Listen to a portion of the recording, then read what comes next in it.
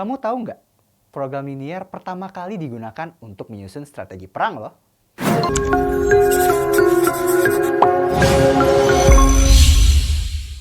Halo, Alfian di sini. Kali ini kita akan membahas tentang program linier.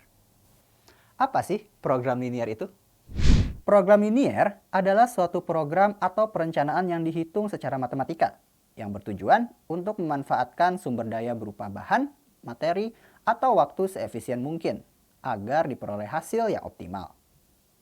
Secara umum, program linier dibagi menjadi dua bagian, yaitu fungsi objektif dan fungsi kendala.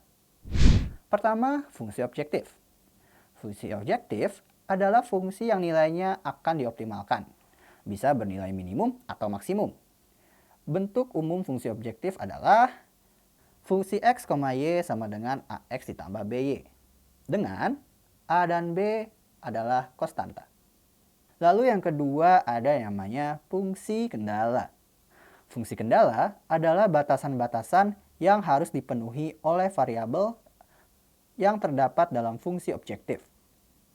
Bentuk umum fungsi kendala adalah ax ditambah by kurang dari sama dengan m, atau ax ditambah by lebih besar dari sama dengan m.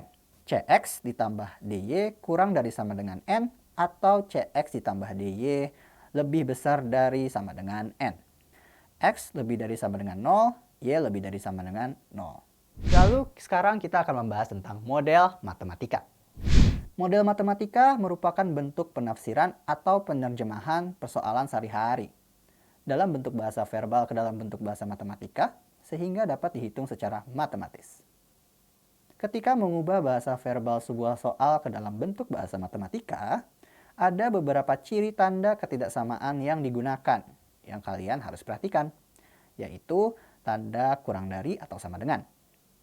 Digunakan untuk kata-kata seperti kurang dari, tidak lebih dari, maksimal maksimum, paling banyak, sebesar-besarnya, hanya. Lalu ada tanda lebih dari atau sama dengan. Digunakan untuk kata-kata seperti lebih dari, tidak kurang dari, minimal minimum, paling sedikit, sekecil-kecilnya. Kemudian selanjutnya pada program linier, soal-soal akan diterjemahkan menjadi model matematika yang bentuk pertidaksamaannya seperti fungsi kendala. Biar lebih ngerti lagi, yuk kita bahas contoh soal berikut ini. Seorang petani ingin membuat 12 kolam ikan untuk ikan lele dan ikan gurame. Kolam ikan lele memerlukan lahan 20 meter kuadrat dan kolam ikan gurame memerlukan lahan 40 meter kuadrat. Sedangkan lahan yang tersedia hanya 400 meter kuadrat. Setiap kolam ikan gurame menghasilkan keuntungan sebesar 10 juta rupiah dan setiap kolam ikan lele menghasilkan keuntungan sebesar 6 juta rupiah. Misalkan, banyak kolam lele akan dibuat X buah dan banyak kolam gurame adalah Y buah, buatlah model matematikanya.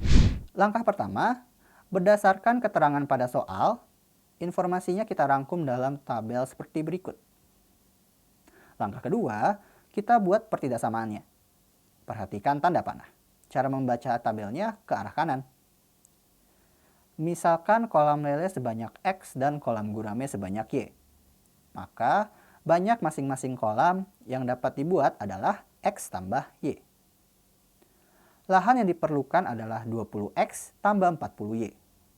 Karena banyak kolam yang tersedia hanya 12 dan luas lahan yang ada 400 meter kuadrat, maka pertidaksamaan yang terpenuhi adalah X tambah Y kurang dari atau sama dengan 12, 20X tambah 40Y kurang dari atau sama dengan 400. Karena X dan Y menyatakan banyak kolam, tidak mungkin bernilai negatif. Pasti bernilai 0 atau bernilai positif. Jadi, X dan Y memenuhi pertidaksamaan X lebih dari 0 dan Y lebih dari 0.